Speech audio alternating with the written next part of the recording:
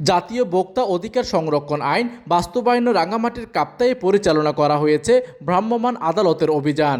শনিবার বিকেলে কাপ্তাই নতুন বাজার এলাকায় এই অভিযান চালান উপজেলা নির্বাহী কর্মকর্তা ও এক্সিকিউটিভ ম্যাজিস্ট্রেট মোহাম্মদ রায়হানুল ইসলাম।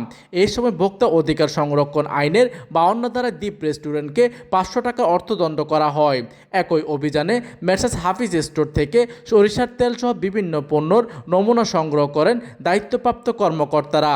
পাশাপাশি জব্দকৃত বিভিন্ন অস্বাস্থ্যকর ও মেয়াদ উত্তীর্ণ পণ্য বিনষ্ট করা হয়। অভিযানে উপজেলা স্যানিটারি ইন্সপেক্টর মোহাম্মদ তোফায়েল আহমেদ ও কাপ্তাই থানার এসআই আলাউদ্দিন সরকার উপস্থিত ছিলেন। এই সময় ব্যবসায়ীদের মেয়াদ উত্তীর্ণ পণ্য বিক্রি না করা এবং ক্রেতাদের মেয়াদের তারিখ দেখে পণ্য কেনার আহ্বান জানান ম্যাজিস্ট্রেট।